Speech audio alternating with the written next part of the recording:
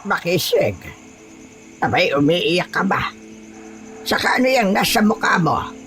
Pasabayan. Nakipagsuntukan ka ba ha, apo? Hindi po, Lolo Tolome. Nadapa lang po ko. Tapos, sumubsob po yung mukha ko eh. Wala po ito. Huwag po kayong mag-alala. Anong wala? Albularyo ako, apo. Alam ko na hindi ka napasubsob. Kaya ka may pasa sa mukha. Hindi ba? Isa sa ayaw ko ay ang pagsisinungaling. Abay, apo, magsabi ka sa akin ng totoo. Kasi po, Lo. Kasi po, tinutokso na naman po kasi ako ng mga kaklase ko eh. Ano ka mo? Tinukso ka? Ay tungkol naman saan? Dahil ba dyan sa balat mo sa pisngi mo? Hindi po, Lo. Sabi po nila, apo raw ako ng mangkukulam. Sabi nila, maitim daw nakapangyarihan yung medalyon na suot ko. Tapos, tinulak-tulak nila ako hanggang sa matumba po ako. Saka po nila ako sinuntok. Sinubukan ko pong lumaban eh. Pero Lo, marami po sila eh. Nagsalubong ang kilay ni Lolo Tolome at rumihistro sa mukha nito ang lungkot. Elementarya pa lang ay palagi ng tampulan ng tukso ang 13 taong gulang na si Makisig. Isa na roon ay dahil sa balat niya na nasa kaliwang pisngi na hugis apoy. Ngunit nang tumungtong siya ng high school ay idinamay na ng mga kaklase niya sa panunukso ang trabaho ng Lolo Tolome niya at ang medalyon na palaging suot ni Makisig. Abay, bakit ka naman mapipikon? Gayong alam mo na hindi ako magkukulam. Apo, ako ay isang albularyo. Hindi tayo gumagamit ng itim na mahika. Pero bakit po nila sinasabi yun, Lo? Bakit gano'n na lang nila ako kutsain kahit wala akong ginagawang masama sa kanila? Dahil mga mangmang sila, Apo. Ang mga tao ay takot sa hindi nila maintindihan.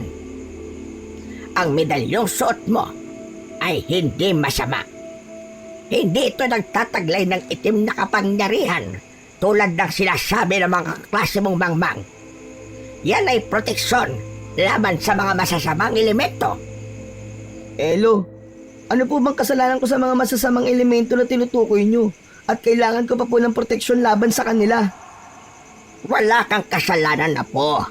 Pero marami na akong nakalaban na masasamang nilalang sa buong buhay ko bilang isang albularyo.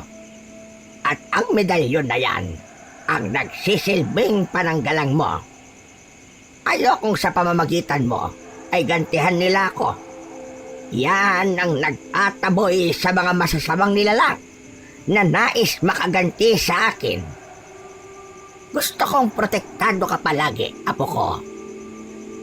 Pero Lo, bakit hindi ko po pwedeng hubarin tong medalyon? Mula pagkabata, tinutokso na po nila ako dahil dito. Bukod pa tong balat ko sa mukha ko. Napabuntong hininga si Lolo Tolome at saglit na tumahimik na parang nag-isip ng isasagot sa apo niyang si Makisig. Naiintindihan ko ang nararamdaman mo, apo. Pero hindi mo pwedeng basta na lang alisin ang medalyon. Napakaraming masasamang nilalang ang maaaring magtangka sa'yo kung wala ang proteksyon niyan. Baka ikaw ang balikan nila kasi alam nila kung gaano ka kahalaga sa akin na po. Kaya hanggat maaari, gusto ko ay ligtas ka. Nang marinig yun ni Makisig ay napuno ng takot ang kanyang puso.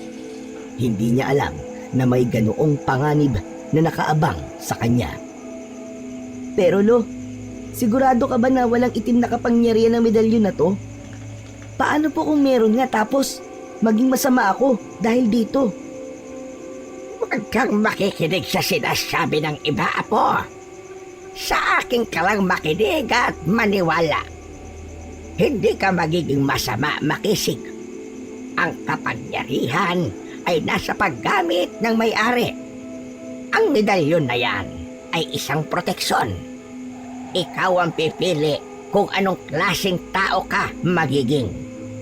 Huwag mong hayaan na ang mga salita ng ibang tao ang magdikta ng iyong pagkatao. Gusto ko pong gantihan yung mga nanunukso sa akin, Lolo. Sinasabi nila na mangkukulam ka. Gusto kong ipakita sa kanila na mali sila ng binabangga. Baka may kapangyarihan ka dyan, Lo, na pwede ko po magamit laban sa kanila. Makisig, Apo. Hindi mabuti ang paghihiganti. Hindi mo rito may papakita na malakas ka. Hayaan mo lang sila magsalita na kung ano-ano laban sa iyo at kung kani-kanino pa. Ikaw na lang ang umiwas. Alam mo ang katotohanan, kaya huwag kang mapikon sa mga salita nila na puro imbento at kasinungalingan lamang. Alam kong hindi madali. Pero tandaan mo, Makisig, hindi ka nag-iisa. Nandito ako. Minsan nga po, parang gusto ko na maglaho kapag tinutokso nila ako eh. Ang hirap po magpaliwanag sa kanila, Lo. Hindi mo kailangan magpaliwanag sa kanila, Apo. Hindi mo kailangan ng kanilang pangunawa o pagtanggap. Ang mahalaga ay kilala mo ang sarili mo at alam mo kung ano ang katotohanan. Bumuntong hininga si Makisig at muling hinawakan ang kanyang medalyon. Ayon kay Lolo Tolome, sanggol pa lamang siya ay suot na niya ang naturang medalyon. Sige po, Lolo. Hindi ko na lang po sila papakinggan. Ako na lang po ang iiwas sa susunod. Yan! Magaling, Apo. Tama yung sinabi mo. Ang mabuti pa, magpalit ka na ng damit para makakain na tayo ng hapunan. Sa mga salita ni Lolo Tolome, ay naramdaman ni Makisig ang init ng pagmamahal at suporta nito. Mainit ang hapon na yon sa San Vicente. Tahimik na nagbabasa si Makisig sa sala ng kanilang bahay. Wala si Lolo Tolome dahil nagtungo yun sa palengke. Naputol ang kanyang pagbabasa nang makarinig siya ng katok mula sa pinto. Tumayo muna si Makisig at binuksan ang pinto. Nakita niya ang isang babaeng nakasuot ng makulay na damit. May malaki itong shades at maraming alahas. May dala itong maleta na puno ng sticker. Alam niya na hindi taga roon ang babae. Sa tingin niya ay nasa 20 taon na yon. Hi! Excuse me? Ito ba ang bahay ni Lolo Tolome? Opo. Pero wala po dito si Lolo Tolome ngayon eh. Nasa palengke po siya. Pero pabalik na rin po yon. Magpapagamot po ba kayo? Da! Mukha ba ako may sakit? Anyway, maghihintay na lang ako dito. Pala si Venus. Ako ang pinakamagandang apo ni Lolo Tolome. Galing ako Maynila. Gusto ko lang magbakasyon dito. So, where's the bathroom nga pala? Hindi agad nakasagot si Makisig. Masyadong mabilis magsalita si Venus. Oh, bakit ka natulala? Nasaan ang banyo? Hello? Ha? Nandun sa likod. Sige, umikot ka na lang. Mabilis na pumunta si Venus sa direksyon na itinuro niya. Pagkalipas ng ilang minuto, bumalik si Venus. Umupo ito sa mahabang upuan na yari sa kawayan. Hindi pa rin ito tinanggal ang shades kahit nasa loob na ito ng bahay. MG, grabe ha? Ang init-init naman here. Sobrang init talaga. Parang impyerno. Dapat kasi, ipa-aircon na ni Lolo Tolome itong house niya eh. Hindi ako sanay sa ganitong bahay. Hindi na alam ni Makisig kung ano ang gagawin o sasabihin. Tahimik lang siyang nakatingin kay Venus. Teka, bakit parang may kakaiba sa'yo? Bakit may ganyan ka sa mukha? Birthmark ba yan? Parang hugis apoy ah. Ha? Ito ba? Bata pa lang ako. Meron na akong ganito eh. Ah, interesting. At saka, sino ka nga pala? Kaninong anak ka?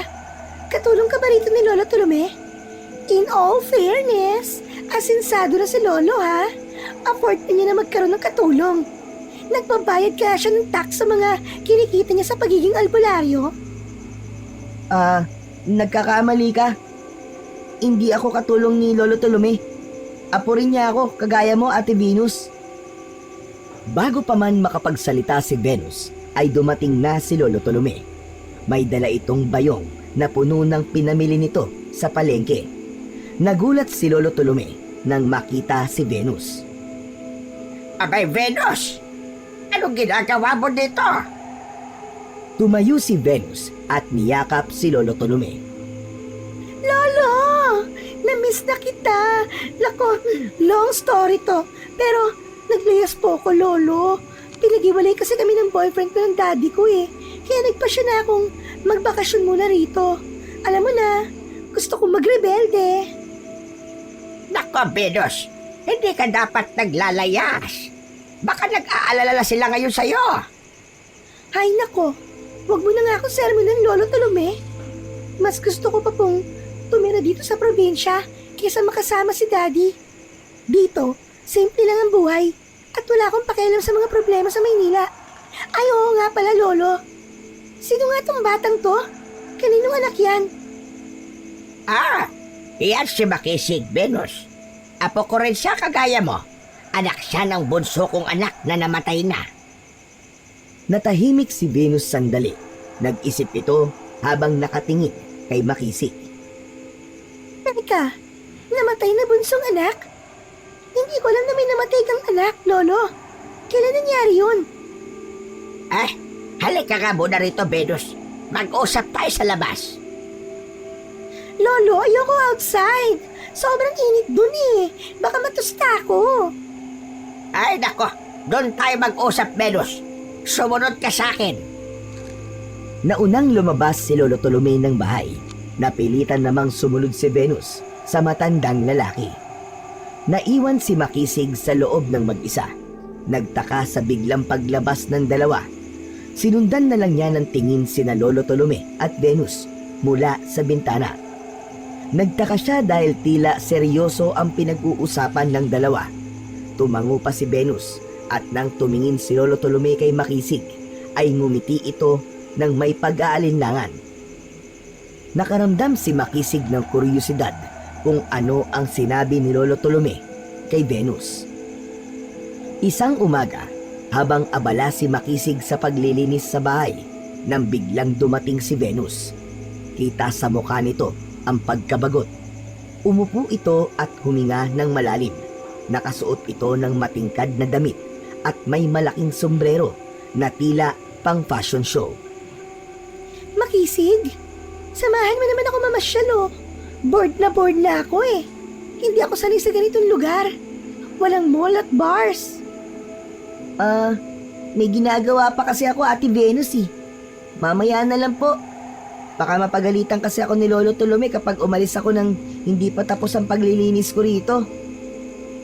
Ay nako, huwag ka na mag-alala dyan sa mga gawaing bahay na yan. Saka na yan. Ako ang bahala kay Lolo Tolome. Isang lambing ko lang sa kanya, hindi na yan magagalit sa'yo. Pero, Ate Venus, Come on, Makisig. Please. Hindi ko kaya ang init dito tapos ang boring pa. Samahan mo na ako. Please. sige na nga. Sasamahan na kita, ate. Pero sandali lang tayo ah. Ayan. Thank you, Makisig. Ang bait-bait mo talaga kahit na... Kahit na ano, ate? Kahit na ano. Wala. Tara na. Mamasyal na tayo. Gusto kong makita kung totoo nga maganda dito sa San Vicente. Wala nang nagawa si Makisig, kundi samahan si Venus na mamasyal. Inisip niya na baka lalo pang mangulit si Venus kung hindi niya ito pagbibigyan. Dinala ni Makisig si Venus sa ilog na malapit sa gubat. Tuwang-tuwa si Venus nang makita ang magandang tanawin doon. Nanghinayang si Venus dahil hindi ito nakapagdala ng bathing suit. Maya-maya pa ay nagdesisyon na silang umuwi. Habang naglalakad, napansin ni Makisig na maraming tumitingin kay Venus. Alam niya na dahil yun sa makulay na damit ni Venus at dahil sa bago si Venus sa lugar na yon. Naku ha, Makisig. Bakit ang init-init dito? Parang tinutusta na ang balat ko ha. Nakalimutan ko ba naman maglagay ng sunscreen? Wala na ba tayong ibang mapupuntahan? OMG, look, Makisig! Pinagtitinginan ako ng mga tao. Well, hindi na ako nagtataka kasi for sure, ngayon lang sila nakakita ng ganito kaganda. Hindi na lang nagsalita si Makisig. Hindi niya kasi alam kung paano sasabayan ang enerhiyang meron si Venus. Maya-maya pa ay may dalawang lalaki ang humarang kina Makisig at Venus. Sa itsura at amoy ng mga lalaki ay alam ni Makisig na lasing ang mga yon. Nais ng dalawang lalaki na makipagkilala kay Venus. Nang hindi magsalita si Venus at umirap ito, ay nagalit ang mga lalaki. Hinawakan ng isang lalaki ang braso ni Venus. Malakas na sinampal ni Venus ang lalaki na mas lalong nagpatindi sa galit ng mga lasing. Hinawakan ng isa pang lalaki ang magkabilang balikat ni Venus at tinangka itong halikan. Malakas na tumili si Venus habang si Makisig naman ay hindi alam kung ano ang gagawin. Bitiwan niyo ako! Ang papangit niyo! Makisig! Tulungan mo naman ako! Ipagtanggol mo ako! Nang sumigaw si Venus, ay agad na nakaramdam si Makisig ng matinding galit sa dalawang lalaki. Hindi niya alam kung anong uri ng tapang ang sumanib sa kanya, pero ang nasa isip niya lamang ng sandaling yun ay ang matulungan si Venus. Hinila ni Makisig ang lalaking nakahawak kay Venus at malakas niya yung sinuntok sa tiyan. Sa lakas ng suntok ni Makisig ay sumuka ang lalaki. Natalsikan si Venus ng suka ng lalaki kaya nandidiri itong napasigaw. Isinunod naman ni Makisig ang isa pang lalaki. Sinipa niya ito sa tuhod kaya napaluhod ito. Isang malakas na suntok ang pinatama niya sa mukha nito at agad itong nawalan ng malay. Hindi makapaniwala si Makisig sa nangyaring yon. Pakiramdam niya ay nagkaroon siya ng bigla na kakaibang lakas at parang may apoy na bumabalot sa buo niyang katawan. Nanginig si Makisig, hindi dahil sa takot, kundi dahil sa gulat sa kanyang nagawa. Oh my gosh, Makisig! Ang lakas mo pala! Paano mo yung nagawa? Para kang superhero, ah! Grabe!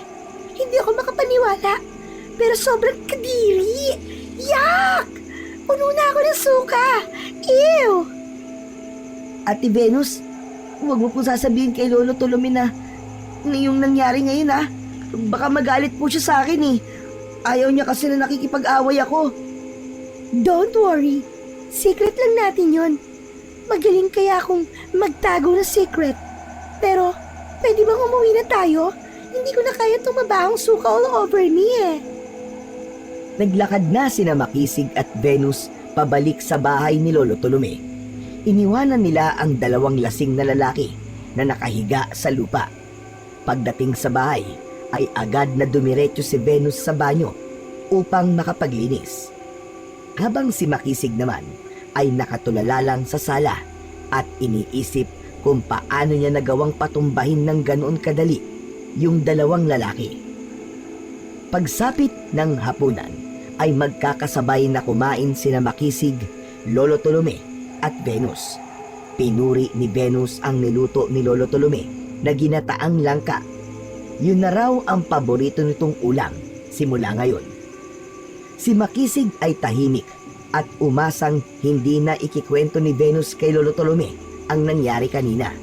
Ngunit sa kalagitnaan ng pagkain nila, hindi na nga napigilan ni Venus ang bibig nito. Lolo Tolome, alam mo ba kung ano nangyari kanina? Grabe si Makisig, no? May mga lalaki ng basto sa akin. Tapos, binugbog sila ni Makisig. Ang galing-galing niya. Para siyang action star. Ate Venus, Oops! Sorry. Nakalimutan ko na. Secret nga lang pala natin yon. huminto si Lolo Tolome sa pagmuya at tumingin ng seryoso kay Makisig. Kinabahan si Makisig sa tingin ng lolo niya sa kanya. Totoo ba yun, Makisig? Totoo po, Lolo. Patawarin niyo po ako. Makisig po. Ilang beses ko na ba sinabi sa'yo na umiwas ka sa gulo? Binastos po kasi nila si Ate Venus eh. Kahit na, dapat ay humingi kayo ng tulong sa ibang tao. Bata ka pa, Makisig. Hindi ka dapat nakikipagbasag ulo. Hindi na nagsalita si Makisig at yumuko na lamang. Tahimik niyang tinapos ang kanyang pagkain, habang si Venus ay tila hindi apektado at patuloy lang ito sa pakikipag-usap kay Lolo Tolome. Pagkatapos ng hapunan, nilapitan ni Venus si Makisig, ngunit hindi niya ito pinansin. Kahit anong sabihin nito ay hindi nagsalita si Makisig. Makisig, ano ba? Huwag ka na magtampo. Sorry na, okay? Hindi ko kasi napigilan eh. Sobrang exciting kaya nung nangyari. Sabi ko sa'yo, huwag mong sasabihin kay Lolo eh. Nag-promise ka pa. Bakit may kinuwento sa kanya? Sorry na nga, di ba? Okay, promise, next time. Kapag may nangyari ulit na ganun, hindi ko na talaga ikakwento kay Lolo Tolome. Sige na, bati na tayo. Hindi na nagsalita si Makisig. Tumalikod siya at pumasok sa kanyang kwarto. Iniwanan niya si Venus na mag-isa sa sala. Agad na humiga sa papag si Makisig at napatulala. Naisip niya kung bakit ganun kalakas ang kanyang mga kamay kanina. Ilang beses na siyang napaaway, pero yun ang unang beses na naramdaman niya ang ganoong uri ng lakas. Isang gabi, habang nag-uusap sina Makisig at Lolo Tolome sa sala, ay lumabas si Venus sa kwarto nito. Pormang-porma ito at amoy na amoy nila ang matapang nitong pabango. Puno ng kolorete ang mukha nito. Sa itsura ni Venus ay halatang meron itong pupuntahan. Saan ang punta mo, Venus? At sobrang kulay mo Para kang coloring book. Lolo, pupunta po ako sa sayawan sa plaza. Narinig ko kasi sa mga kabataan kanina na merong padisco doon ngayong gabi. Gusto ko lang po na mag-enjoy saglit. Namiss ko kasing pumarty eh. Hindi pwede, Venus. Gabing-gabi na. Abay, delikado. Nabastos ka nung isang araw, hindi ba? At baka maulit yon. Ang KJ mo naman, Lolo. Sayang naman itong outfit ko, oh. Gusto ko lang po makapaglibang. Sige po, isasama ko naman po si Makisig eh. Di ba, Makisig? Sasama ka sa akin? Napatingin si Makisig kay Venus. Pinanlakihan siya nito ng mata. Opo. Sasamahan ko po si Ate Venus. Sige. Payag na ako, pero siguraduhin nyo lang na hindi kayo aabutin ng alas 12 ng gabi. Umuwi kagad kayo. Ano ba yan, Lo? Parang naman ako Cinderella. Di wag na lang kayo tumuloy. Joke lang, ito naman si Lolo. Hindi na mabiro. Before 12, nandito na kami ni Makisig. Salamat, Lolo. Napilitan na lang si Makisig na samahan si Venus sa plaza. Habang naglalakad, ay sinabi ni Venus na bibigyan siya nito ng pera bilang kapalit sa pagsama niya rito. Masaya at maingay sa plaza. May mga ilaw na kumikislap-kislap at maharot na musika. Agad na nagtungo si Venus sa gitna para magsayaw, habang si Makisig naman ay naupo sa isang sulok. Habang nakaupo si Makisig, biglang lumapit ang mga kaklase niyang sina Jojo at Ricky. Ang dalawa ang palaging nangunguna sa panunukso sa kanya. Nag-umpisa ang dalawang tuksoin si Makisig. Pinagtawanan ng mga yon ang balat at ang suot niyang medalyon. Paulit-ulit na sinabi ni Makisig sa sarili ang mga sinabi noon ni Lolo Tolome na wag na niyang pansinin ang mga nanunukso sa kanya. Iniwas niya ang tingin kina Jojo at Ricky. Hanggang sa lumapit na sa kanila si Venus na narinig ang mga panunukso ni na Jojo at Ricky kay Makisig. Hoy, kayong dalawang tukmol! Bakit nyo inaaway ang pinsan ko, ha? Kung wala kayong magandang sasabihin, wag na kayo magsalita. Maghanap kayo ng ibang pagtitripan nyo. Natakot ang dalawa kay Venus at nagmamadaling umalis ang mga yon. Salamat Ate Venus ha. Hindi ko akalaing ipagtatanggol mo ko. course. No one messes with my favorite cousin, no? Alam mo, mas mabuti pa na sumama ka na lang sa akin na magsayaw. Baka balikan ka palang dalawang mokong na yun eh. Ayoko ate. Hindi naman ako marunong sumayaw eh. Sige na, ako nang bahala sa'yo. Tara na. Wala nang nagawa si Makisig, kundi ang sumama kay Venus. Hinila siya nito sa gitna at masaya itong sumayaw habang siya ay nakatayo lang at pinapanood si Venus. Dahil sa hindi komportable ay bumalik na lang si Makisig sa pagkakaupo sa isang sulok. Hinayaan niya si Venus na magsaya sa pagsasayaw. Lumipas ang ilang oras at nakita ni Makisig si Venus na nagmamadaling lumapit sa kanya. Sinabi ni Venus na alauna na pala ng madaling araw at lumagpas na sila sa oras ng uwi nila. Kinabahan si Makisig dahil sigurado siya na papagalitan sila ni Lolo Tolome pag uwi nilang dalawa. Oh my gosh! Alauna na pala. Lagpas na tayo sa sinabi ni Lolo Tolome. Kailangan na nating umuwi, Makisig. Tara na! Agad silang naglakad pa uwi. Umasa sila na may tricycle pa ng ganoong oras. Pero wala na silang nakita. Kaya wala na silang nagawa, kundi ang maglakad pa uwi. Grabe! Ang dilim naman dito. Para tayo nasa horror movie. Baka may mga multo rito. Oh, bakit wala kayong mga street lights? Wala kasing masyadong budget ang lokal na gobyerno dito ate. Habang naglalakad sina Makisig at Venus ay may biglang lumitaw na dalawang nilalang sa unahan nila. Nanlaki ang mga mata ni Makisig nang malaman niya na aswang ang dalawang yon. Nanlilisik ang mga mata ng aswang habang nakatingin sa kanila.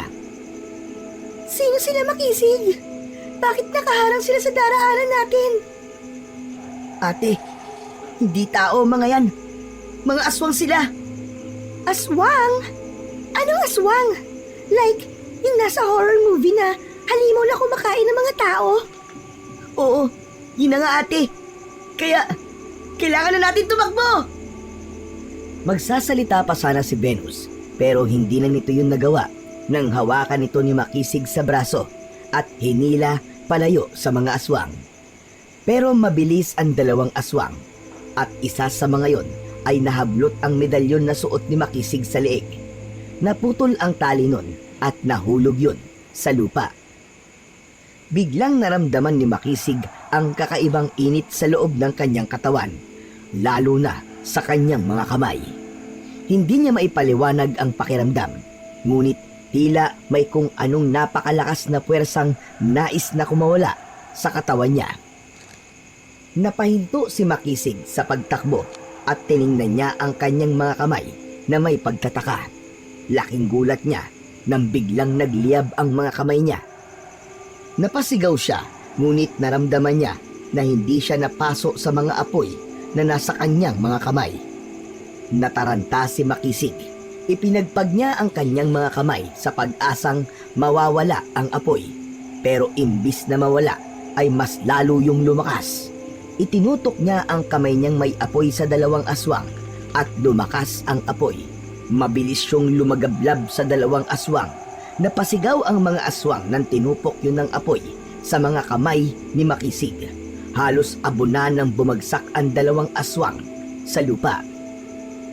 Nagulat si Makisig sa nagawa niya. Tumitig siya sa kanyang mga kamay na hanggang sa sandaling yun ay may apoy pa rin. Samantala, si Venus naman ay tuwang-tuwa sa kanyang nasaksihan. OMG! Makisig, ang galing mo! May powers ka pala! Para kang superhero! Para kang si Human Torch! Hindi makapagsalita si Makisig. Mabilis niyang hinanap ang medalyon at nang makita niya yon sa lupa, ay sinabi niya kay Venus na kunin nito yon at ibalik sa leeg niya. Matapos na maibalik sa katawan ni Makisig ang medalyon, ay sumakto naman na nawala na ang mga apoy sa kamay nito. Okay ka lang ba, Makisig? Bakit nakatulala ka dyan? Ate, may mga apoy na lumabas sa mga kamay ko kanina. Paano nangyari yun? Hala? Hindi mo alam? First time ba yung nangyari sa'yo? Oo, ate. Kaya nga, gulat na gulat ako eh. Ate Venus, nakikiusap ako sa'yo. Huwag mo sabihin kay Lolo Tolome ang nangyari ah. Hindi ko alam kung anong magiging reaksyon niya kapag nalaman niya na may apoy na lumabas sa mga kamay ko eh. Okay. Don't worry, Makisig. Secret lang natin to. Wala akong sasabihin kay Lolo Tolome. Walang sasabihin. Baka naman mamaya, maulit yung dati na hindi mo napigilan ang bibig mo. Ano ka ba naman, Makisig? Nadulas lang naman ako nun eh. Pero hindi na talaga ako magsasabi kay Lolo Tolome. But promise me ha, gamitin mo lang yung powers mo kapag kailangan natin. Grabe, Makisig! You're so amazing talaga! Bagamat naguguluhan pa rin si Makisig, ay labis siyang namangha sa nangyari. Hindi niya alam kung paano yun nangyari, kaya nagkaroon siya ng kagustuhan na malaman kung bakit may mga apoy na lumabas sa kanyang mga kamay. Tinupad naman ni Venus ang ipinangako nito kay Makisig. Hindi nito sinabi kay Lolo Tolome ang nangyari nung gabi na inatake sila ng 2 aswang. Isang gabi, inaya si Makisig ni Venus na magtungo sa tabing ilog upang magpiknik. Pinayagan naman sila ni Lolo Tolome basta wag na raw mauulit yung umuwi sila ng madaling araw na. Naglatag sila ng banig pagdating nila sa tabing ilog. Bilog ang buwan kaya kahit paano ay may kaunting liwanag ang paligid. Umalis sandali si Venus at nang bumalik ay may dala na itong mga kahoy. Inayos nito yon. Sinunod naman nitong ilabas ang uling at ihawan. Inilabas naman ni Makisig ang isang plastic container na may nakalagay na hilaw na barbecue. Wow! Ang perfect naman! Ang ganda ng panahon at tahimik pa. Tapos mamaya, mag-bonfire tayo, Makisig. Teka Ate Venus, nasan pala ang posporo para makapagpabaga na ako ng uling? Medyo nagugutom na ako eh. To be honest, hindi ako nagdala ng phosphor at lighter, Makisig. Ha? Teka, paano natin makapaapoy yung bonfire? Hindi rin tayo makakapag-ihaw kung wala tayong apoy. Problema ba yon? Eh di ikaw, magpaapoy ka. Ha? Teka, paano ko gagawin yun? Hay nako, Makisig. Maang-maangan pa talaga. Diba, may apoy na lumalabas sa mga kamay mo, remember? Tulad nung nakaraan, nung inatake tayo ng mga aswang. Okay, game! Unahin mo na yung bonfire. Gusto ko na ulit makita yung apoy sa mga kamay mo. Pero ate, kasi ang totoo niyan, hindi ko alam kung paano ko ginawa yun. Basta nangyari na lang eh. Sige na, try mo lang. Mag-concentrate ka. Alam ko kaya mo yan. Go, Makisig! Tumitig si Makisig sa mga kamay niya. Hindi siya sigurado kung kaya niya ulit gawin yon. Pinilit ni Makisig na ipunin ang kanyang lakas. Tinitigan niya ang mga kamay niya. Hinintay niyang may apoy na lumabas doon, ngunit kahit na anong pilit niya, wala pa rin nangyari. Hindi ko na kaya. Wala namang apoy na nalabas, ate. Hay nako. Teka lang. Oo nga, parang may kulang. Ano nga ulit yung nangyari nung gabing inatake tayo ng aswang? Sandaling natahimik si Makisig. Si Venus naman ay patuloy sa pag-iisip. Okay, I remember na. Bago lumabas yung apoy sa mga kamay mo, hinablot ng aswang yung medalyon mo, di ba? Hindi kaya may kinalaman yung medalyon na yan, kaya lumabas ang powers mo? Subukan mo kayang hubarin muna yung medalyon, Makisig. Hindi pwede, Ate Venus eh. Pinagbawalan ako ni Lolo Tolome na hubarin to. Magagalit yun kapag nalaman niyang hinubad ko to eh. Ano ka ba? Wala naman si Lolo Tolome dito eh. Saka, hindi kita isusumbong sa kanya. Sige na, Makisig. Try mo lang na hubarin yung weird pong medalyon. Tingnan natin kung anong mangyayari. Pero ayokong suwayin si Lolo Tolome. Iba na lang ang ipagawa mo. Huhubarin mo lang naman eh. Kung ayaw mo, ako na lang magtatanggal niyan sa'yo. Hindi na hinintay ni Venus na magsalita pa si Makisig. Agad nitong hinablot ang medalyon sa leeg ni Makisig at malakas nito yung hinila. Nang mawala ang medalyon sa leeg ni Makisig, ay muli niyang naramdaman ang kakaibang init sa kaloob-looban ng kanyang katawan. Biglang nagkaroon ng apoy sa mga kamay ni Makisig na labis niyang ikinagulat. Masayang pumalakpak si Venus. Oh, see? Sabi ko na sa'yo eh. May kinalaman tong medalyon mo, kaya lumalabas ang powers mo eh. Ang galing mo talaga, Makisig. May powers ka talaga. Ikaw na talaga si Human Torch. Sige na, dali. Paapuyan mo na yung bonfire at yung uling para makapag-barbecue na tayo. This is so cool. Ay, mali. This is so hot. Kasi may apoy ka. Sinunod na lang ni Makisig ang sinabi ni Venus. Dahan-dahan niyang inabot ang mga kahoy sa bonfire gamit ang nag-aapoy niyang mga kamay. Sa isang iglap lang, sumiklab ang apoy at nagliwanag ang paligid. Isinunod naman niyang pabagahin ang mga uling. Nagsimula nang mag-ihaw si Venus ng barbecue. Napaapoy ko na ang bonfire at ang uling. Ngayon, paano ko maaalis tong apoy sa mga kamay ko? Hala, hindi mo pa rin ba alam? Yung medalyon, feeling ko, kapag suot mo yun, ay hindi lumalabas ang apoy sa mga kamay mo. Pero kapag hindi mo yung suot, saka lumalabas ang powers mo. Oo nga, tama ka ate. Ganon din na nangyari nung muntik na tayong atakin ng dalawang aswang eh. Hindi ba? Si Lolo Tolome nagbigay sa'yo ng medalyon? Hindi kaya alam ni Lolo Tolome ang tungkol sa powers mo? Kaya sinabi niya na huwag mong uhubarin ang medalyon kasi ayaw niyang gamitin mo ang kapangyarihan mo. Pero, bakit hindi niya sinabi sa akin? Anong dahilan? Well, maybe he's just trying to protect you. O at least, di ba, alam mo na ngayon kung paano ito palalabasin. Pero, kailangan ko pa rin malaman kung bakit may ganito akong kapangyarihan, ate. Hay nako, saka mo na yan isipin. Basta, ngayon alam mo na kung paano mo mapapagana ang kapangyarihan mo. Next time, alam mo na ang gagawin mo kapag kailangan mong gamitin ang powers mo. Tumayo si Venus at lumapit kay Makisig. Isinuot nito kay Makisig ang medalyon. Biglang nawala ang apoy sa kanyang mga kamay. Bumalik na si Venus sa pagluluto ng barbecue. Si Makisig naman ay hindi pa rin maalis sa isip ang mga tanong tungkol sa kapangyarihan niya. Malakas ang kutob niya na si Lolo Tolome ang makakapagbigay sa kanya ng mga kasagutan sa mga katanungan niya. Matapos na maihaw ang lahat ng barbecue, ay pinagsaluhan na yon nina Makisig at Venus sa tabi ng bonfire. Sa pagkakataon na yon, ay kumbinsido na siya na ang medalyon ang nagsisilbing pumipigil sa paglabas ng kanyang kapangyarihan. Tama ka nga, Ate Venus. Itong medalyon nga ang pumipigil sa kapangyarihan ko. Kapag suot ko to, nawawala ang apoy. Pero kapag hinubad ko naman, ay doon na lumalabas ang apoy. O diba? Yan ang sinasabi ko sa'yo kanina. Nagtataka lang talaga ako kung bakit hindi to sinabi sa akin ni Lolo Tolome. Pwede mo naman siyang tanungin eh.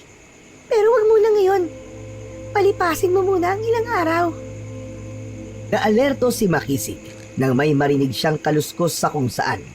Napatingin sila ni Venus sa iisang direksyon at mula roon ay lumabas ang isang matangkad na lalaki na may matipunong pangangatawan. Marumi ang damit nito at mukhang nangihina. Magandang gabi sa inyong dalawa. Huwag kayong matakot sa akin. Hindi ako masamang tao.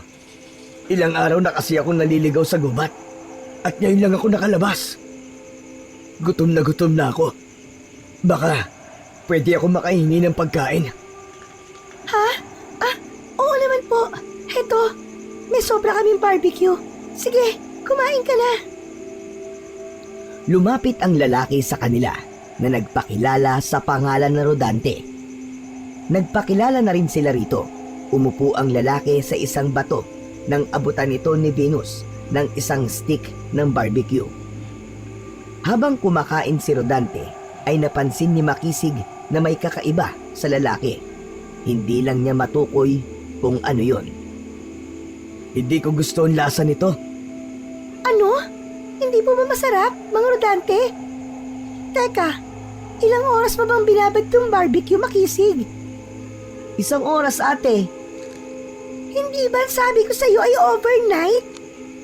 Di ba, kaninang hapon lang natin binili tong karne? Paano ko to may bababad ng magdamag? Nagulat sina Makisig at Venus nang itinapon ni Rodante sa lupa ang barbecue na hawak nito. Hoy! Ba't ang magsayang ng food? Bakit ba? Sa hindi masarap eh. Dahil ang gusto ko ay sariwang laman at dugo ng tao. Mabilis na nagbago ang anyo ni Rodante. Tinubuan ito ng makapal na balahibo sa buong katawan. Ang mukha nito ay naging mabalasik. Humaba at naging matulis ang mga kuko nito. Naging pula ang mga mata ni Rodante. Napatayo sina Makisig at Venus nang malaman nila na isang aswang ang lalaking tinulungan nila. Sa isang iglap, sinugod ni Rodante si Makisig. Nabigla si Makisig at muntik na siyang masakmal nito kung hindi siya nakaiwas. Mabilis na tumakbo si Venus at nagtago sa likod ng isang puno. Nanlaki ang mga mata ni Makisig nang tumayo ang aswang sa harapan niya.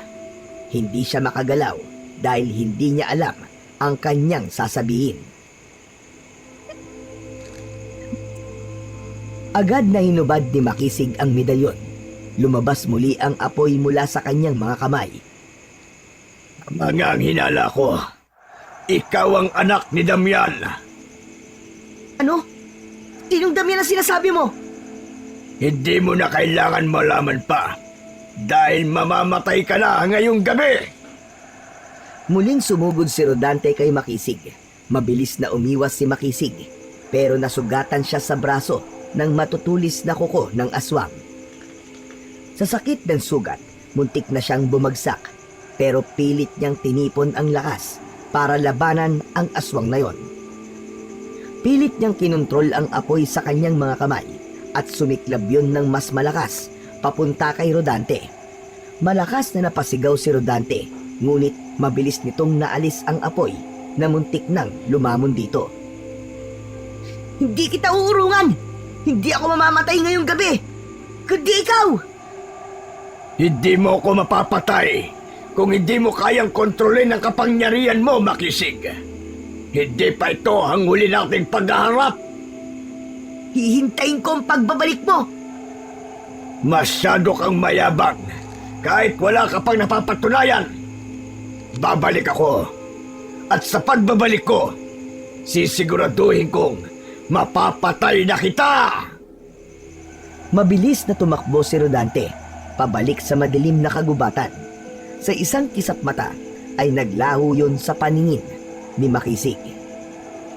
Nang wala na si Rodante, ay lumabas na si Venus mula sa pinagtataguan nito. Masaya nitong nilapitan si Makisig. Grabe! Grabe talaga yung linyahan mo kanina, Makisig. Ang tapang mo. Pero wait, okay ka lang ba? May sugat ka ba? At sandali, ibabalik ko lang to sa leg mo. Kinuha ni Venus ang medalyon mula sa lupa at isinuot ulit ito kay Makisig. Nang nasa leeg na ulit niya ang medalyon, ay naglaho na ang apoy sa kanyang mga kamay. Sa pagkakataon na yon, ay labis na panghihina ang naramdaman ni Makisig. Alam niya na nagamit niya ng sobra ang kapangyarihan niya. Biglang bumagsak si Makisig sa lupa. Niyugyug siya ni Venus at ginising, pero boses na lang nito ang narinig ni Makisig. Hindi na siya nakagalaw hanggang sa tuluyan na siyang mawalan ng malay. Nang bumalik ang ulirat ni Makisig, ay naroon pa rin siya sa tabing ilog. Nakahiga siya sa banig at nasa tabi niya si Venus na abala sa pagkain ng barbecue. Nang makita siya nito nagising na, ay binitawan nito ang barbecue at umusog palapit sa kanya. Kumusta ka na, Makisig? Okay ka na ba? Ang tagal mo nakatulog, ha? Ano nangyari, ate? Grabe, ang sama ng panaginip ko. May kinalaban daw akong aswang tapos ikaw, ate. Wala kang ginawa kundi ang magtago. Hindi yun panaginip, Makisig. Lahat ng nangyari na inakala mo panaginip ay totoo. Tingnan mo, may sugat ka sa braso mo. Nakalmot ka kasi nung tiyakang aswang na yon. Napatingin si Makisig sa kanyang braso at nakita niya ang malalim na sugat na resulta ng pakikipaglaban niya kay Rodante. Doon niya napagtanto na nagsasabi ng totoo si Venus. Akala ko talaga'y panaginip lang yun. Hindi ko akalain na may aswang akong makakalaban. Ako nga rin eh. Akala ko, nagkataon lang yung may aswang na umatake sa atin noong isang gabi. Pero mukhang may aswang talaga rito sa lugar nyo. Iniisip ko lang, parang super galit si Rodante sa'yo. Saka, may sinabi siyang name eh. Damian ba yun? Ayoko na munang isipin yan, ate. Ang inaalala ko ay kung paano tayo uuwi. Paano ko ipapaliwanag kay Lolo Tolome ang sugat na to? Sabihin mo, napasabit ka sa sanga. Huwag muna natin sabihin kay Lolo Tolome tungkol sa aswang at sa kapangyarihan mo. Baka mabigla siya eh. Pero hindi ko rin alam kung hanggang kailan natin may isisikret yung kay Lolo. Hindi na lang nagsalita si Makisig. Malakas ang kutob niya na may alam si Lolo Tolome, ngunit itinatago lang nito yon sa kanya. Pagkaraan ng ilang oras, nagdesisyon na sina Makisig at Venus na bumalik na sa bahay ni Lolo Tolome. Habang naglalakad, ay ramdam ni Makisig ang bigat ng mga tanong na gumugulo sa kanyang isipan. Nang marating nila ang bahay, ay nasa sala na si Lolo Tolome. Nakaupo ito at mukhang hinihintay sila. Ang nangyari sa braso mo, Makisig? Bakit may sugat ka? Lolo, pwede po ba tayong mag-usap? Makisig, napag-usapan na natin to, di ba? Hindi pinansin ni Makisig si Venus. Para sa kanya, kailangan niya nang malaman ang katotohanan at naniniwala siya na si Lolo Tolome ang makakasagot sa mga tanong niya. Dito na tayo mag-usap. Tungkol ba saan ang pag-uusapan natin na po? Lolo, sino po ba talaga ako? At bakit nagkakaganito ako? Bakit po umaapoy ang mga kamay ko kapag wala akong suot na medalyon? Nabigla si Lolo Tolome sa mga tanong ni Makisig. Ramdam niya na hindi nito inaasahan ang mga katanungan na yon mula sa bata. Ano't sabi mo? Umaapoy yung mga kamay mo? Oo, Lolo. At alam kong alam mo kung bakit. Makisig, panahon na siguro para malaman mo ang katotohanan. Makisig, apo. Alam kong hindi ko maitatago sa ito habang buhay. Pero hindi ko akalain na ikaw mismo ang makakatuklas nito. Hindi kita tunay na apo, Makisig. Ano po? Hindi po totoo yan. Kinalulungkot ko. Pero yan ang katotohanan. Nangyari kasi, Makisig, napulot kita sa kabundukan nung naghahanap ako ng isang halamang gamot. Sanggol ka pa lamang noon. Naawa ako sa'yo, kaya inuwi na lang kita. Noon ay hindi ko alam na merong kakaiba sa'yo. Ngunit makalipas ang ilang araw, ay biglang nagliyab ang mga kamay mo. Hindi ko alam kung paano yun nangyari, pero natakot ako. Sinubukan kong itago yun sa mga tao, pero hindi nagtagal. Nalaman ng mga tao sa lugar na yon ang tungkol sa pagliyab ng iyong mga kamay. Ginawa nyo after that, Lolo Tolome?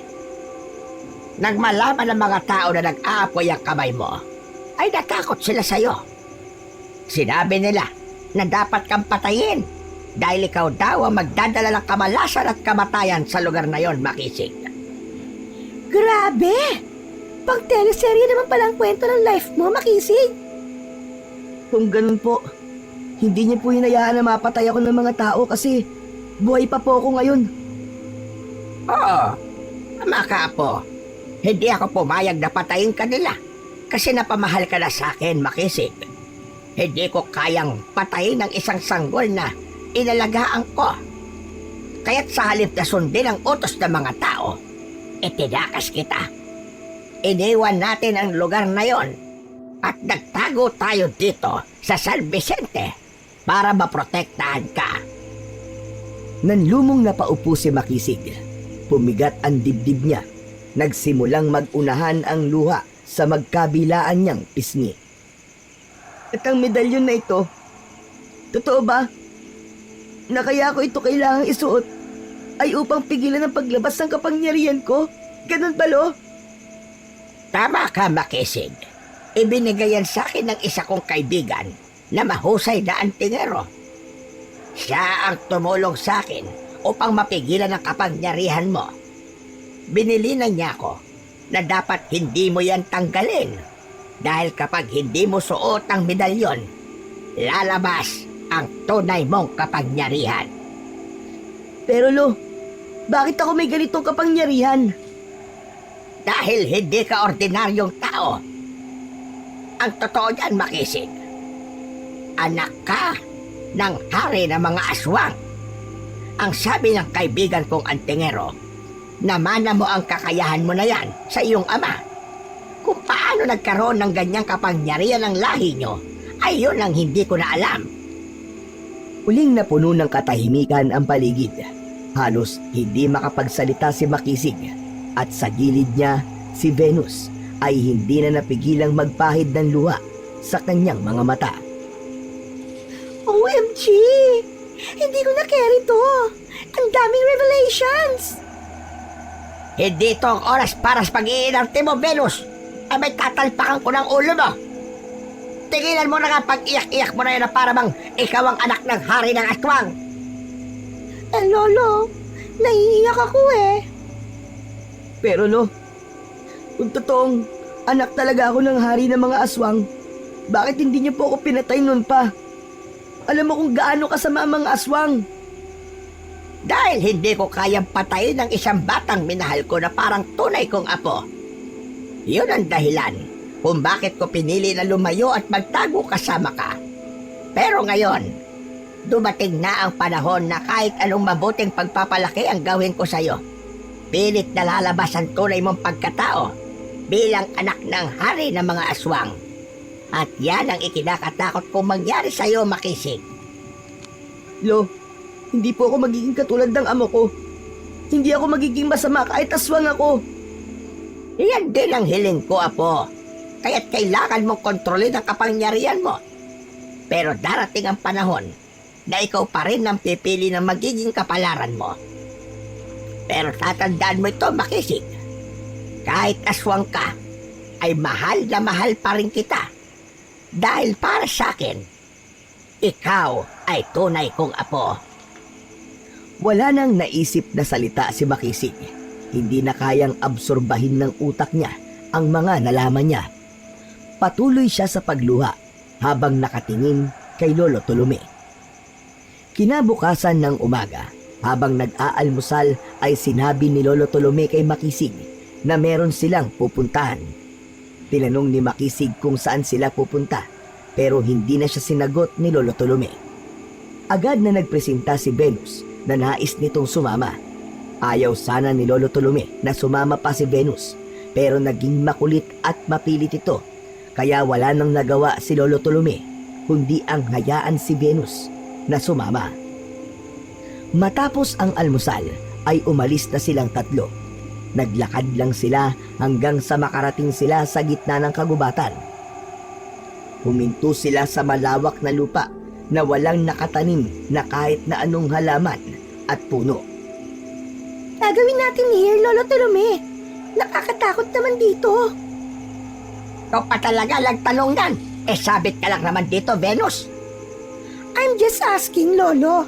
Ang init naman ang ulo mo. Lo, bakit po tayo nandito?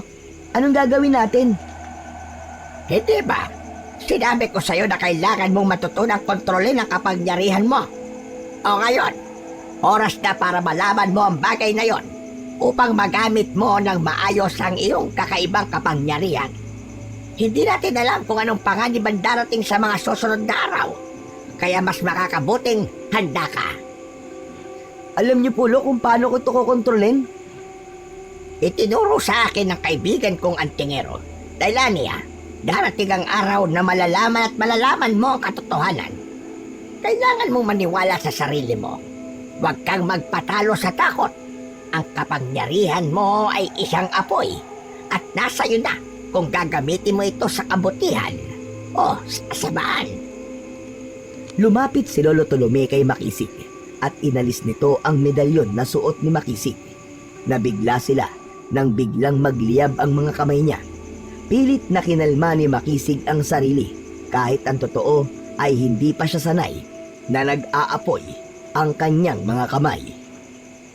Pakiramdaman mo ang enerhiya sa loob mo. Isipin mong parang isang nag-aalab na apoy sa loob ng katawan mo. Ikaw dapat ang masusunod at hindi ang apoy ang magpapasunod sa iyo. Minga ng malalim si Makisig at pilit na kinontrol ang apoy sa may mga kamay niya. Nag-concentrate siya ng husto. Inisip niya na isa lang sila ng apoy. Unti-unting lumiit ang apoy sa mga kamay ni Makisig. Naramdaman niya yon, kaya nagmulat siya. Nakita niya kung paano tuluyang nawala ang apoy sa mga kamay niya kahit wala siyang suot na medalyon. Lo, tingnan mo! Napawala ko yung apoy! Magaling! Ganyan nga, Makisig. Sa tingin ko'y madali mo matututunan na kontrolin ang kapangyarihan mo dahil likas yan sa iyo. Pero kailangan mo pa rin magsanay. Sinubukan naman ni Makisig na muling paapuyin ang mga kamay niya. Nag-concentrate siya pero biglang sumabog ang apoy sa mga kamay niya. Mabilis na lumakad ang apoy papunta kay Venus. Buti na lang at mabilis na nakatalon si Venus sa kinauupuan nitong bato dahil kung hindi ay natupok na ito ng apoy. Muntik na ako maging barbecue, ah! Sinabi ko naman sa'yo na huwag ka na sumama, Venus. Tingnan mo, at munti ka lang mapahamak. Joke lang. Carry lang, Lo. Okay lang ako. Muling tumingin si Lolo Tolome kay Makisig. Huwag kang mataranta po.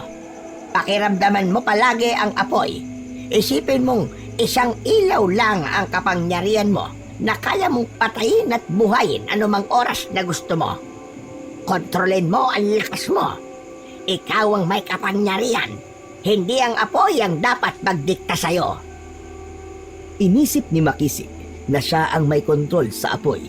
Paulit-ulit niya yung sinabi gamit ang utak niya hanggang sa unti-unting humina ang apoy. Maya-maya pa ay tuluyan na yung nawala. Nakahinga ng maluwag si Makisig. Ngunit bakas pa rin ang pagod at kaba sa kanyang muka.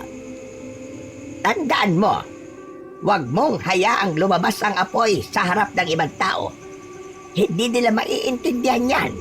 Baka isipan nilang masama ka at gaya dati ay naisin nila na patayin ka. Darating ang araw na kapag kaya mo ng kontrolin ang kapangyarihan mo, ay hindi mo na kailangang isuot ang medalyon na ito. Puno ng determinasyon na tumango si Makisig. Lahat ng sinabi ni Lolo Tolome sa kanya ay tinandaan niya dahil alam niya na malaki ang maitutulong ng mga yon para tuluyan niyang matutunang kontrolin ang kanyang kapangyarihan. Nagpatuloy ang pagsasanay ni Makisig sa gubat hanggang sa inabot na sila ng hapon. Sa oras na yon ay nagdesisyon na si Lolo Tolome na tapusin ang pagsasanay ni Makisig para sa araw na yon. Kinagabihan, matapos maghapunan ay lumabas ng bahay si Makisig. Humiga siya sa duyan na nasa harap ng kanilang bahay. Tinanaw niya ang napakaraming bituin sa madilim na kalangitan. Hanggang sa sandaling yun ay hindi pa rin siya makapaniwala sa natuklasan niya kung sino at ano talaga siya. Sa gitna ng pag-iisip ni Makisig ay lumapit si Venus. Umupo ito sa malaking nakausling ugat ng puno ng mangga sa tabi ng duyan. Sa lalim naman ang iniisip mo, Makisig. Kanina ka pa nakatulala dyan, ah. Hindi pa rin kasi ako makapaniwala na anak ako ng hari ng mga aswang, Ate Venus. Paano kung isang araw magising ako at kagaya na ako ng tatay ko? Paano kung mapatay ko ang mga tao? Ayokong gawin yun. Ayokong pumatay ng mga tao. Basta, kapag naging aswang ka, don't hurt me and Lolo Tulume ha. Pero seriously, I think wala kang dapat ikatakot. Pinalaki ka ni Lolo Tulume sa maayos na paraan. Siguro, kahit aswang ka, ay dala mo pa rin ng mga tinuro sa'yo ni Lolo. Ewan ko, Ate Venus. Kinakabahan pa rin ako kapag naging aswang na ako eh. Paano kung makalimutan ko lang mga itinuro ni Lolo Tulume sa akin? Yung parang hindi ko na makontrol ang kasamaan na natural na sa isang aswang. Like what Lolo Tulume said, ikaw may kakayahan na pumili kung anong papanigan mo. Kasamaan o kabutihan, hindi ito tungkol sa kung ano kang isinilang. Kung sino ka ngayon, Makisig. Yun ang importante. Sa tingin mo, ate, kaya ko ba talagang piliin ng kabutihan kahit pa ang kapangyarihan ko ay galing sa masama?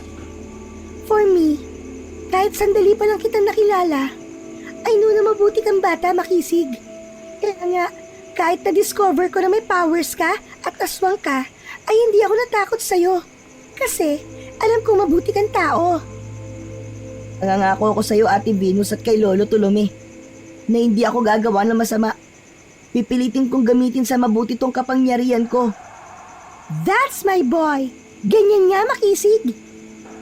Salamat, ate, ha. May kwenta ka rin palang kausap kahit madalas puro kaartehan ka lang. Aray ko naman. Pero of course, hindi lang ako puro ganta. May sense din akong kausap, lalo na sa mga ganitong situations. Kahit paano ay gumaan ang pakiramdam ni Makisig sa naging pag-uusap nila ni Venus. Tahimik silang tumitig sa langit at nang may nakita si Makisig na bulalakaw, ay humiling siya na sana ay malaman niya ang dahilan kung bakit siya merong ganung uri ng kapangyarihan. Isang gabi, habang mahimbing na natutulog sina Makisig, Lolo Tulume at Venus, ay isang malakas na kaluskos mula sa labas ang gumising kay Makisig. Napabangon siya mula sa papag at naramdaman niya ang kakaibang presensya sa paligid. Agad niyang ginising si Lolo Tulume na nasa tabi niya. Abay, bakit Makisig? May problema ba? Para po kasing may tao sa labas, Lolo Tulume. Iba ang pakiramdam ko. Sige, dito ka labang at kukunin ko lang ang itak ko. Lumabas si Lolo Tulume ng kwarto at dumiretso sa kusina. Hindi napigilan ni Makisig ang sundan ito roon. Apat ang ginagawa mo rito, Makisig? Doon ka lang sa kwarto natin. Ako na ang bahala rito. Sasamahan kita, Lolo. Iba talaga ang pakiramdam ko sa nilalang na nasa labas eh. Pakiramdam ko po, hindi siya tao. Mula sa kabilang kwarto ay lumabas naman si Venus na halatang kakagising lang. What's happening here? Bakit gising pa kayong dalawa? Ate Venus, may tao yata sa labas. Eh ikaw, bakit gising ka pa? Actually, iinom lang ako. Pero wait, ano ka mo? May tao sa labas? Magdanakaw ba? Hindi pa natin alam, ate, pero kinakabahan ako. Si Lolo Tulume ang sumilip sa bintana. Agad itong lumayo roon at napansin ni Makisig ang takot sa mukha ng matanda. Kaya agad na sumilip din si Makisig sa bintana at nanlaki ang mga mata niya nang makita si Rodante na nakatayo sa harapan ng kanilang bahay. Si Rodante! Siya yung nasa labas! Sinong Rodante? Lolo, siya po yung aswang na nakalaban ni Makisig nung nag-picnic kami sa may ilog. Ang sabi po niya, babalikan daw niya si Makisig. OMG! Tinutoo nga niya ang sinabi niya. He's back! Lolo, hindi ko alam kung bakit pero parang gusto kong patayin ng aswang na yun. Pwes, uunahan natin siya. Hindi ako papayag na saktan kanya, apo. Lalaban tayong lahat. Ay! Bet ko yan, Lolo! Pero, nasa ang armas ko? Kinuha ni Lolo Tulume ang buntot ng pagi na nakasabit sa dingding at ibinigay niya yon kay Venus. Napangiwi si Venus habang hawak ang buntot ng pagi. Iyan ang gamitin mo, Venus. Ha? Paano ko po gagamitin to? Di ako marunong nito, Lolo. Ayoko nito. Wala na bang iba na like shotgun or machine gun, yung mga ganun? Wala nang oras para mag-inarte pa, Venus. Matalino ka naman siguro kaya ikaw na magdiskubre kung paano mo yan magagamit. Makisig, kaya mo ba kontrolin ang kapangyarihan mo? Susubukan ko po, Lolo. Habang nag-uusap sila, ay biglang nasira ang pinto ng kanilang bahay. Napasigaw si Venus nang makita nila si Rodante na nasa anyong aswang na nakatayo sa labas ng pinto.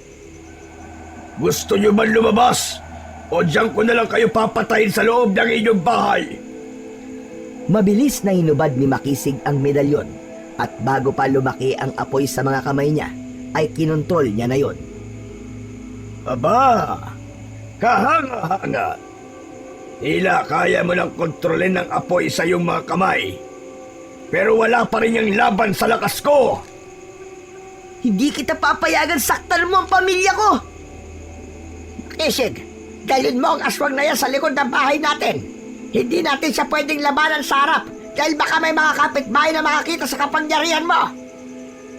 Naunang lumabas ng bahay si Makisig. Tumakbo siya papunta sa likod at sinundan siya roon ni Rodante. Nagsimula ang pakikipaglaban ni Makisig kay Rodante. Binato niya ito ng bolang apoy. Tinamaan ito sa dibdib at mabilis nito yung naapula. Tinawanan siya ni Rodante na parang nang aasar pa. Sumugod ito at sinubukang umiwas ni Makisig, ngunit nakalmot siya nito sa dibdib. Hindi ipinakita ni Makisig na nasaktan siya dahil alam niyang mas lalong matutuwa si Rodante. Sa puntong yon ay dumating na si Lolo Tolome at Venus upang tulungan si Makisig.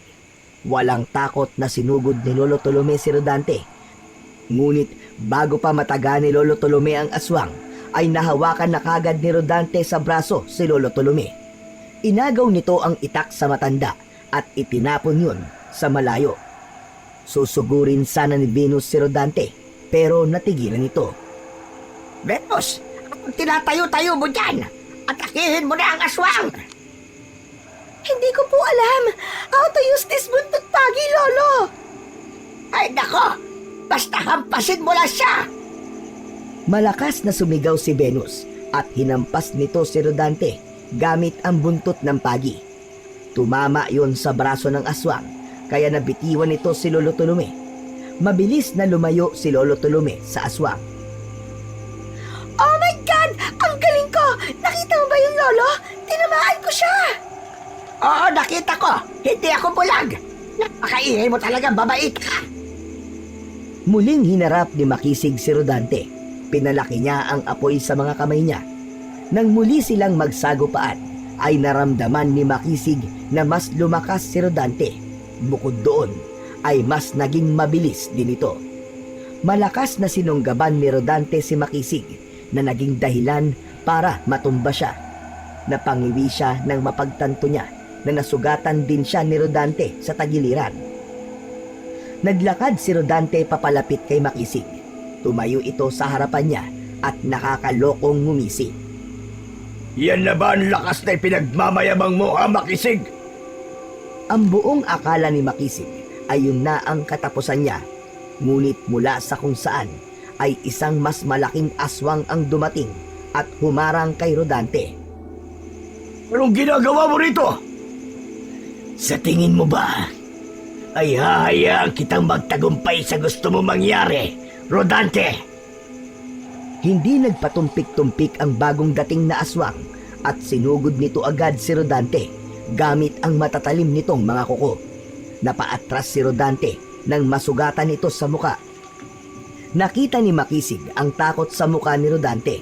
Sa isang kisap mata ay nawala si Rodante sa paningin nila at hindi nila nakita kung saan yon nagpunta.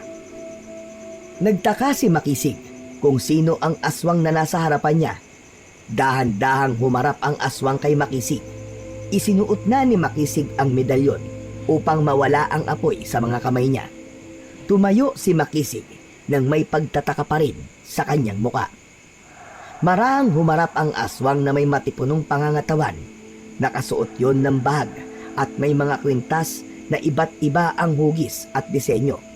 Ang mga mata nito ay tila apoy na nagliliyab. Sa wakas, nagkaharap na rin tayo, anak. Anong sabi mo? Anak? Anak kita, Makisig. Ako si Damian, ang hari ng mga aswang. Teka, Damian? Hindi ba binanggit ni Rodante sa atin ang name na yan dati? Tama ka, babae. Si Rodante ay ang nakababata kong kapatid. Gusto niyang agawin ang trono mula sa akin. Ang layunin niya ay patayin ka, Makisig. Dahil ikaw ang susunod na hari ng mga aswang. Ikaw ang itinakdang susunod na mamumuno sa ating lahi, anak. Ako? Hari ng mga aswang? Oo, anak. Iniwanan kita noon sa kabundukan dahil tinugis kami ng mga tao. Nang balikan kita sa pinag-iwanan ko sa iyo ay wala ka na roon. Sa paghahanap ko, nalaman ko na nakuha ka ni Tolome. Nang makita ko naman na maayos ang buhay mo, ay hinayaan na lang muna kita na mabuhay kasama ang mga tao. Isa pa, hindi ligtas sa mundo ng mga aswang para sa iyo, anak. Dahil kay Rodante. Pero hindi na rin ligtas sa mundo mo rito dahil natagpuan ka na niya. Kaya kailangan mo nang sumama sa akin upang mangyari na ang nakatakdang mangyari sa iyo, Makisig. Lumingon si Makisig kay Lolo Tolome na para bang naghahanap siya rito ng kasagutan. Ngunit kahit si Lolo Tolome ay mukhang naguguluhan na rin. Hindi ko alam kung ano ang sasabihin ko. Gusto kong makasama ka, Ama. Pero hindi ko kayang iwan si Lolo Tolome. Siya po ang nagpalaki sa akin. Naiintindihan kita, anak. Pero sa susunod na kabilugan ng buwan, kailangan mo nang sumama sa akin. Kailangan ko nang ipasa sa iyo ang pagiging hari ng mga aswang. Hindi ko po alam kung sasama ako sa iyo, Ama. Bibigyan kita ng pagkakataon na mag-isip. Babalik ako ilang araw bago sumapit ang kabilugan ng buwan. Tandaan mo na hindi ito ang mundo mo, anak. Hindi ka nabibilang dito. Kaya sana ay maging pabor sa kung ano nakatakda sa iyo ang magiging desisyon mo. Tahimik na tumango si Makisig habang nakatingin kay Damian. Bago umalis si Damian ay lumapit ito kay Makisig at niyakap siya. Matapos ang yakap na yon ay tumalikod na si Damian at dahang-dahang nawala sa kadiliman.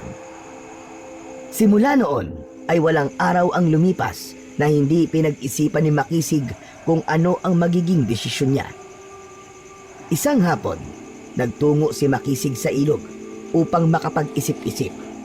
Umupo siya sa gilid ng ilog habang nakalubog ang mga paa niya sa malamig na tubig.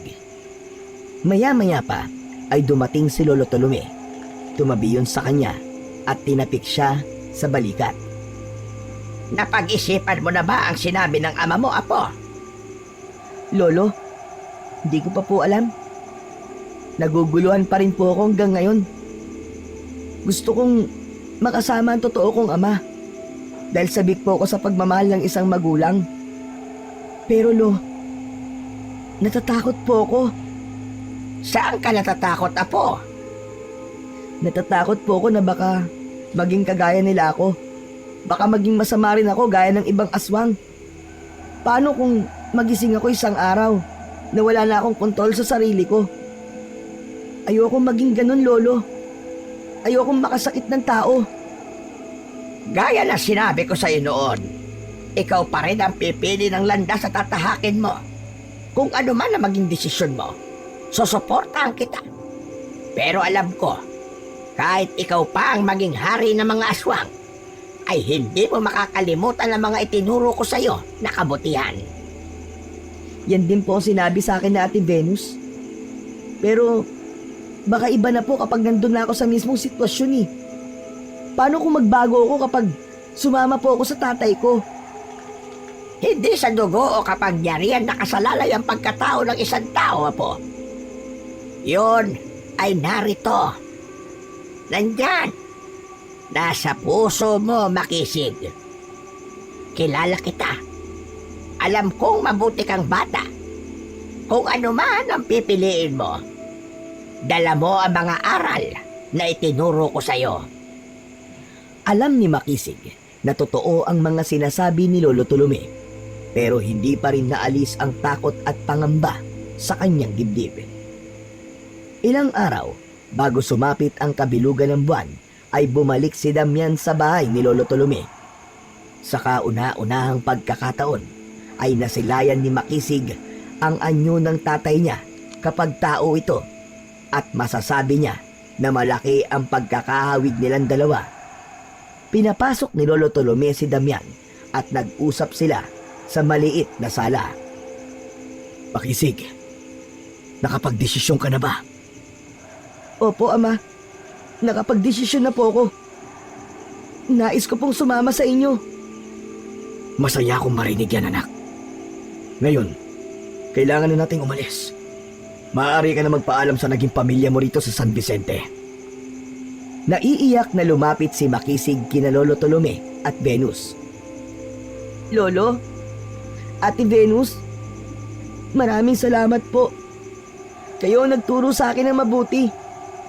Salamat dahil sa kabila ng kapangyarihan at pagiging aswang ko, ay hindi nagbago ang paningin niyo sa akin. Hindi ko po kayo malilimutan. Makisig, Apo. Kahit ano pa ang mangyari, nandito lang kami palagi. Bukas ang pinto ng bahay natin para sa'yo kapag gusto mong bumisita. Mahal na mahal ka namin.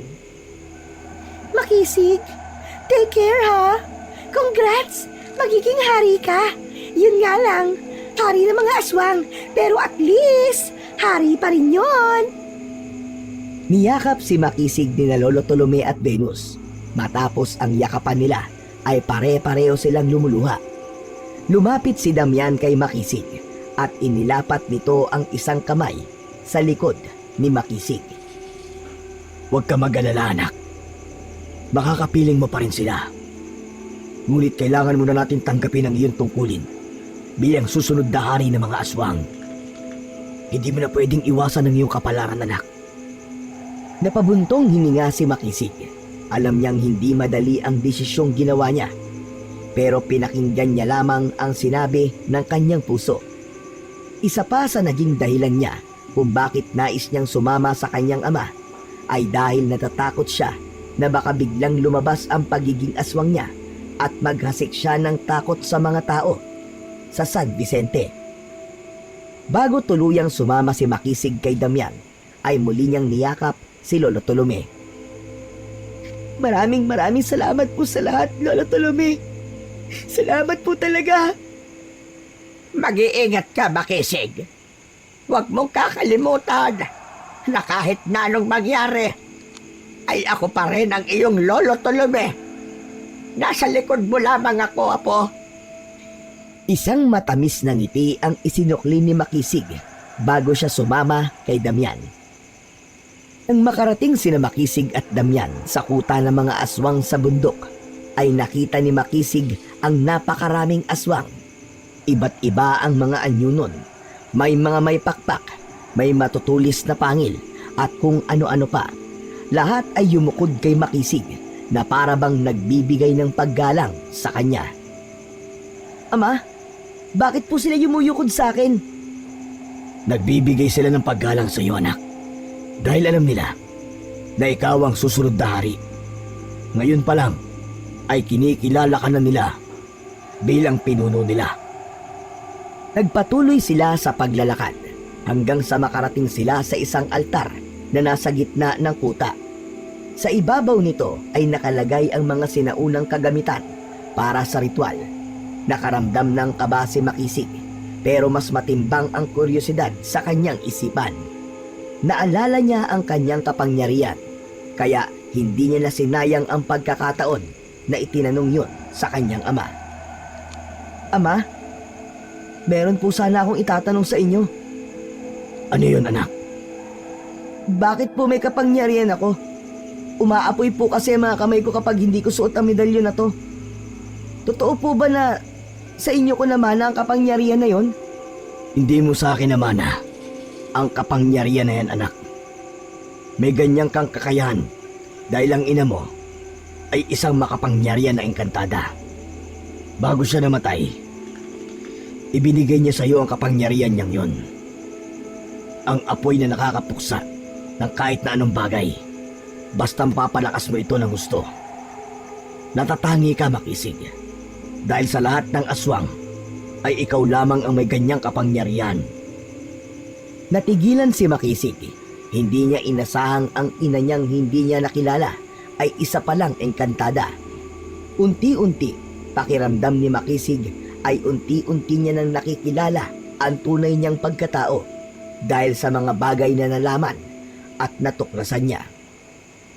Naging mabilis lang ang paglipas ng mga araw hanggang sa sumapit na ang kabilugan ng buwan. Bago sumapit ang 12:00 ng hating gabi, ay nagsimulang magsama-sama ang mga aswang sa paligid ng altar. Dumating na ang oras ng ritual ng paglilipat ni Damian ng pagiging hari ng mga aswang kay Makisig. Magkaharap na nakatayo sina Makisig at Damian sa harapan ng altar. Oras na, Makisig! Sa ritual na ito, ililipat ko na sa iyo ang trono ng pagiging hari ng mga aswang.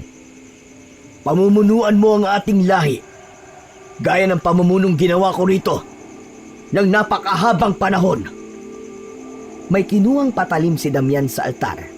Kinuha ni Damian ang kaliwang kamay ni Makisig at hiniwa nito ang palad niya. Napangiwi si Makisig sa sakit. Inilahad ni Damian ang palad nito at gamit ang patalim ay hiniwaan din ito yon. Ngayon, Makisig, tinatanggap mo ba ang pagiging hari ng mga aswang? Oo, Ama. Tinatanggap ko ito ng buong puso. Pinagsalikop ni Makisig at Damian ang mga palad nilang may sugat at dumudugo. Isang nakakakilabot na enerhiya ang sumiksik sa katawan ni Makisig. Naramdaman niya ang kakaibang lakas sa loob ng kanyang katawan. Nang bitawan ni Damian ang kamay niya, ay mas lalong naramdaman ni Makisig ang nag-uumapaw na lakas at kapangyarihan niya. Biglang nagliyab ang kanyang mga kamay at kasabay nun ay nabasag ang medalyon na nakasabit sa leeg niya. Napaluhod sa lupa si Makisig. Malakas siyang sumigaw dahil tila sa ganoong paraan niya lang kayang ilabas ang kapangyarihan na nakalukob sa kanya ng sandaling yun. Unti-unting nagbago ang anyo ni Makisig. Ang mga mata niya ay naging pula. Humaba ang mga kuko niya at naging matutulis. Maging ang mga ngipin niya ay naging matutulis na tila kahit anong bagay ay kayang wasakin. Isang malaking pakpak ang tumubo sa likod ni Makisig. Marahan siyang tumayo at humarap sa lahat. Umalulong ang mga aswang nang tuluyan ng nag-anyong aswang si Makisig. Pinagmasdan niya ang apoy sa kamay niya. Ramdam niya na sa pagkakataon na yon ay kayang-kaya na niyang kontrolin ang mga apoy sa kanyang kamay. Sa gitna ng lahat ng yon ay isang hindi inaasahang bisita ang biglang dumating. Nagulat si Makisig nang makita niya si Venus na hinawi ang mga aswang at lumapit sa kanya. Tagaktak ang pawis ni Venus at habol ang paghinga. Aatakihin sana ng mga aswang si Venus pero mabilis siyang pinigilan ni Makisig. Wag! Kaibigan ko siya! Ate Venus, anong ginagawa mo rito? Wow! Ang scary ng transformation mo, Makisig, ha? Pero ang powerful. Anyway, nandito ako kasi pinapunta ako rito ni Lolo Tolome. Mabuti na lang maganda ang memory ko, kaya hindi ko nakalimutan ng sabihin sa akin ni Lolo kung paano pumunta rito. Pero nakakahagard pala ang pag-akyat dito, ha? Ate Venus, mamaya ka na magreklamo. Anong ginagawa mo rito? Ayun na nga, Makisig. Kailangan namin ng tulong mo sa San Vicente. Si Rodante, nag-aasik ng lagim doon. At alam mo ba, na isa si Lolo Tolome sa mga nakikipaglaban kay Rodante. Hinigilan ko siya, pero masyado siyang matapang. Ano? Bakit naman idinamay ni Rodante ang San Vicente sa galit niya sa akin? Hindi ko rin alam. Ikaw na lang ang magtanong sa kanya mamaya. Pero sa ngayon, kailangan mo kaming tulungan, please. Sige na, Makisig. Help us. Baka mapahamak si Lolo Tolome at ang nayon. Hinabahan si Makisig. Sa kabila ng pagiging aswang niya, ay hindi pa rin niya alam kung magagawa ba niyang talunin si Rodante. Tumingin siya kay Damian na noon ay tahimik lang na nakikinig sa usapan ni na Makisig at Venus. Ama, kailangan ko tulong mo. Kailangan nating labanan si Rodante. Hindi ko alam kung may laban ba ako sa kanya. Hindi ko pwedeng pabayaan si Lolo Tolome at ang mga tao sa San Vicente. Makisig, wala sa dugo natin ang iligtas sa mga tao mula sa pag-atake ng ibang aswang. Hindi tayo mga tagapagligtas. Pero ama, hindi ko kayang hayaang mamatay sila. Oo, aswang ako. Pero hindi mo maaalis sa akin na minsan ako naging tao. Kahit anong sabihin mo, anak, hindi mo ako mapipilit na tumulong sa mga tao. Hindi mo ako katulad, ama. May tungkulin ako na protektahan ng mga tao. Kahit na ito ay laban sa lahi natin. Tulungan mo man ako o hindi, lalabanan ko si Rodante. Humarap si Makisig kay Venus. Sinabi niya na kailangan na nilang magbalik sa San Vicente sa mabilis na paraan. Binuhat niya si Venus at napatili ito nang malakas nang magsimulang lumipad si Makisig pababa ng bundok. Makalipas ang ilang minuto, sa bilis ng paglipad ni Makisig, ay narating nila agad ang San Vicente. Maingat na ibinaba ni Makisig sa lupa si Venus at agad itong nagtago. Nadurog ang puso ni Makisig nang makita niya ang nangyari sa buong San Vicente. Maraming tao ang nakahandusay sa kung saan-saan. May mga sugatan at meron ding mga patay na. Hinanap ni Makisig si Rodante. Nakita niya ito na nilalapa ang isang babae. Lumipad si Makisig at malakas na sinipa sa muka si Rodante. Tumilapon ito at nagpagulong-gulong sa lupa. Mabilis siyang tumayo at nagulat nang makita siya. Walang iya ka, Rodante! Kung gusto mo akong patayin, huwag ka nang nandadamay ng mga inosente! Aba, akalain mo nga naman na darating ang batang hari ng mga aswang. Nakatutuwa, pero kung inaakala mo na yuyukod ako sa iyo at ituturing ka na isang hari, ay nagkakamali ka, bata. Akin dapat ang trono na yan, hindi sa'yo! Wala ka na magagawa, Rodante! Ako na ang hari ngayon! Galit na sumugod si Rodante, ngunit mabilis din na sumugod si Makisig. Bago pa magkalapit ang dalawa, ay isang malakas na apoy ang lumabas sa mga kamay ni Makisig at tumama yon kay Rodante. Sumabog yon at muling tumilapon si Rodante. Nahihirapan itong tumayo, ngunit hindi nakita ni Makisig ang pagsuko sa mukha nito. Muling sumugod si Rodante. Nakita ni Makisig na mas tumalim ang mga kuko nito. Kinalmot ni Rodante si Makisig sa dibdib.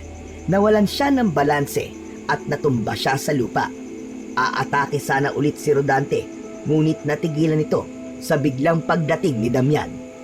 Maging si Makisig ay hindi makapaniwala sa pagdating ng kanyang ama dahil ang sabi nito kanina ay hindi ito nakikialam sa mga ganoong laban. Sumuko ka na lang, Rodante. Wala nang silbi ang pagnanais mong maghari dahil nailipat ko na yon sa aking anak. May paraan pa. Kapag napatay kita at si Makisig, ako na magiging hari ng mga aswang. Sa pagkakataon na yon, ay sina Damian at Rodante na ang naglaban. Nagpalitan ng kagat at kalmot ang dalawa. Si Makisig ay matiim na pinanood ang dalawa. Naghintay siya ng pagkakataon kung kailan siya aatake. Nahawakan ni Damian sa magkabilang balikat si Rodante at malakas nito yung binalibag sa lupa. Habang hindi pa nakakatayo si Rodante, ay mabilis na kumilos si Makisig. Bumuo ng malaking bola ng apoy si Makisig at gamit yon ay tinupok niya si Rodante. Hindi na nagawang maapulan ni Rodante ang apoy na yon. Malakas itong sumigaw nang dahil sa sakit. Tinapos ni Makisig si Rodante sa isang malakas na suntok mula sa kamao niyang nagbabaga. Tinamaan ng suntok na yon si Rodante sa muka. Nagliyab ang buong katawan nito na parang nagngangalit na apoy. Hindi na nagawang bumangon ni Rodante hanggang sa unti-unting nawala ang apoy sa katawan nito. Tumayo si Makisig sa tabi ni Rodante. Nakabukas pa ang mga mata nun na tila nakatingin sa kanya. Akala mo ba ay tapos na ito, Makisig? Babalik ako sa kahit anong paraan. Babangon na kong muli. Matapos yung sabihin ni Rodante, ay tuluyan na yung nalagutan ng hininga. Lumapit si Damian kay Makisig at tiningnan ang walang buhay nitong kapatid. Hindi ko akalain na sa ganito magtatapos ang buhay mo, Rodante. Ama, maraming salamat sa pagtulong mo sa akin. Hindi ko ito ginagawa. Pero dahil sa anak kita, may mga bagay na kailangan kong baliin at baguhin para sa iyo. Agad na tumalikod si Damian at lumitaw ang malaki nitong pakpak. Mabilis itong lumipad palayo hanggang sa nawala na yon sa paningin ni Makisig. Labis ang kasiyahan ni Makisig nang lumapit sa kanya sina Lolo Tolome at Venus. Walang pag-aalinlangan na niyakap siya ng dalawa. Wow, grabe! Ang astig mo, Makisig! Ay salamat dahil tinulungan mo kami, Apo. Tinandaan ko pong sinabi niyo sa akin, Lolo, na ako ang pipili ng landas sa tatahakin ko. At ngayon po, alam ko na ang landas sa tatahakin ko. Ang kabutihan. Kahit ako pa po ang hari ng mga aswang, hindi nito ako mapipigilan na piliin pa rin ang tama. Pinagbabalaki kita, Makisig. Nakakatuwa ka dahil hindi mo kinalimutan lahat ng pangaral ko sa iyo. Sa kabila ng pagtulong ni Makisig sa mga tao sa San Vicente laban kay Rodante, ay may ilan pa rin ang may pag-aalinlangan kung totoo bang mabuti siya. Dahil dito, mas pinili ni Makisig na manirahan na lamang sa kabundukan kasama ang iba pang mga aswang. Naging layunin niya bilang hari ng mga aswang na dalhin sa tamang landas ang kanyang ama at ang iba pang aswang upang gamitin ang kanilang kapangyarihan at lakas para sa kabutihan. Paminsan-minsan, bumabalik si Makisig sa San Vicente upang dalawin si Lolo Tolome, lalo na nang bumalik na si Venus sa Maynila. Hindi nawawala sa isip ni Makisig ang huling banta ni Rodante. Nababalik ito sa kahit na anong paraan, kaya't patuloy niyang pinagbuhusay ang kanyang kapangyarihan. Sa mga sumunod na taon, patuloy niyang pinrotektahan ang San Vicente laban sa iba pang mga aswang na nagtangkang manalasa dito. Sa bawat laban, ipinakita ni Makisig na sa kabila ng kanyang nakakatakot na anyo, ang puso niya ay nananatiling mabuti. Para kay Makisig, ang kapangyarihan niya bilang hari ng mga aswang ay hindi para sa kasamaan, kundi para sa kabutihan at kapayapaan.